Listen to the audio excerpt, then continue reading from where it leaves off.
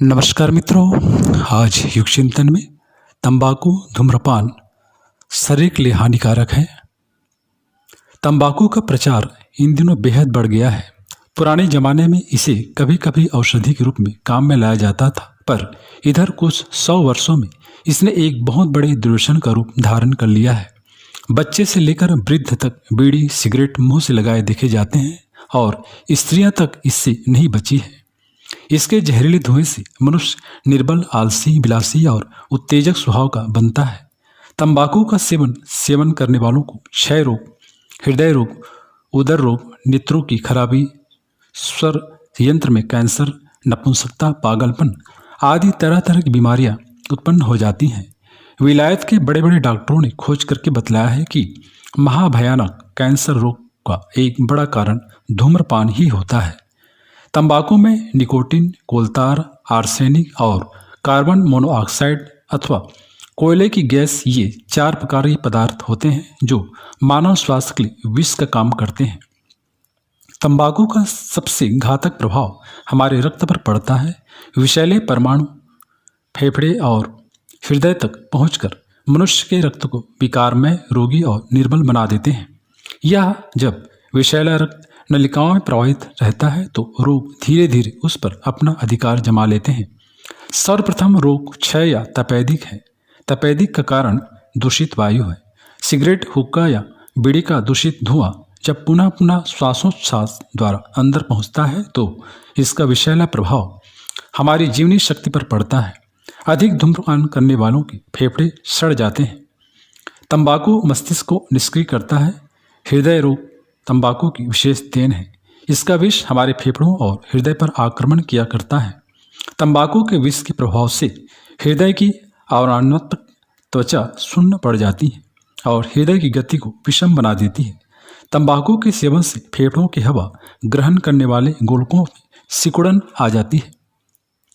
एक स्वस्थ व्यक्ति 3500 से 3600 घन सेंटीमीटर हवा अपने फेफड़ों में भर सकता है और उसे निकाल भी सकता है। तंबाकू सेवन करने वालों की यह क्षमता घटकर 2500 से 1500 घन सेंटीमीटर रह जाती है। नतीजा यह होता है कि फेफड़ों में ऑक्सीजन की मात्रा कम जाती है और उसके कारण कोशिकाओं में ऊर्जा निर्माण के लिए ऑक्सीजन की कमी पड़ जाती है। जर्दा धूम्रपान का सेवन करने वाले अधिकतर व्यक्ति तंबाकू के घातक कुप्रभाव से प्रायः अनभिज्ञ होते हैं, लेकिन बहुत से व्यक्ति इसकी बुराइयों को जान लेने के बावजूद जर्दा धूम्रपान का सेवन करना जारी रखते हैं और कालांतर में इसकी वजह से उत्पन्न बीमारियों की वजह से काल कलवलित होते हैं। इस श्रेणी के व्यक्तियों की मृत्यु को तो आत्महत्या कहना ही अधिक उपयुक्त होगा।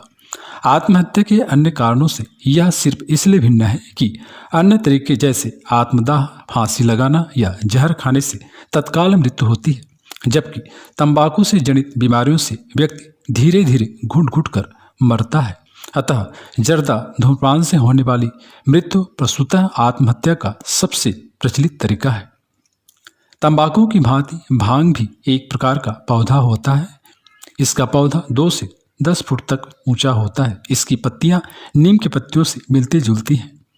भांग नर और मादा 2 प्रकार की होती है। मादा पौधा नर से अधिक ऊंचा होता है। यह एक प्रसिद्ध पौधा है, अतः इसकी पहचान में कोई कठिनाई नहीं होती है। भारत में भांग नशे और औषधि के रूप में प्राचीन काल से प्रयोग की जा रही है। भांग को संस्कृत भाषा में विजिया, अंग्रेजी में कैनाबिस इंडिका तथा इंडियन हेम्प कहते हैं। भांग के मादा रूपों की दरारें पत्र मंडल एवं पुष्पों पर जो एक प्रकार का लेसदार राल सदृश रस निकलकर जम जाता है उसे चरस कहते हैं। इसकी मांग विदेशों में बहुत अधिक है तथा इसे हशीश के नाम से संसार में चोरी से बेचा जाता है। भांग और गांजा भारत के ग्रामों में फैले हुए महारोग हैं जो निरंतर भयंकर विनाश कर रहे हैं।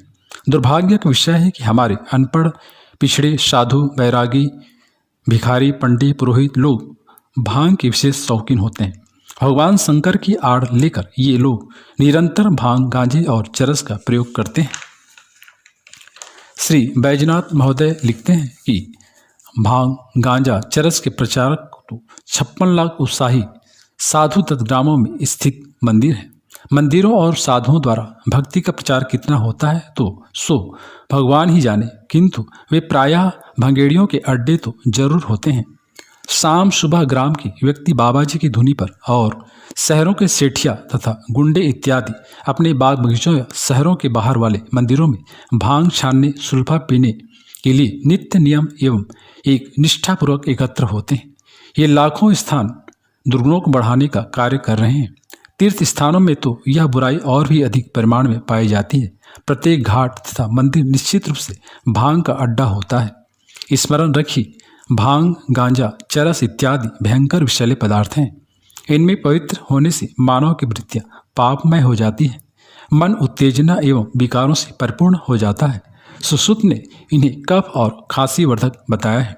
भांग का पौधा विषैला है, जिससे भांग, गांजा, चरस तीनों विषैली चीजें तैयार होती हैं। सुश्रुत ने भांग व गांजे के पौधे का स्थावर विषयों में उल्लेख किया है और इसकी जड़ को विष माना है। कुछ विशेषज्ञों के अनुसार इन मादक वस्तुओं के प्रयोग से शक्ति क्षीण होती है, नेत्र का रंग सुर्ख पड़ जाता है और सर में चक्कर आने लगते हैं। भांग पीकर मदहोश हो जाते हैं और भोजन अधिक खाते हैं, किंतु यह तो एक प्रकार की अस्वाभाविक क्षुधा होती है। नशा उतरने पर अपच, पेट का भारीपन, उल्टी और पेट के अन्य विकार उत्पन्न होते हैं। मित्रों, गांजा पीने वालों के दिमाग बहुत जल्दी बिगड़ जाते हैं। भांग पीने वालों के चित्त की स्थिरता जाती रहती है और उचित अनुचित का विवेक नहीं रहता। भंगड़ी व्यक्ति सनकी होता है, उसके मन में जैसे ही एक बात उठती है वह वैसे ही उसे कर बैठता है। ये व्यर्थ के व्यय मनुष्य को पनपने नहीं देते। गरीब मूर्खों की अधिकतर आय इन्हीं अनावश्यक मादक वस्तुओं में नष्ट हुआ करती है। भांग, गांजा, चरस इत्यादि से मनुष्य की वासना उद्दीप्त होती है और वह व्यभिचार में प्रवृत्त होता है। ऐसा व्यक्ति व्यापार, उद्यम, कला, कौशल या किसी उत्तरदायित्वपूर्ण कार्य करने के योग्य नहीं रह जाता।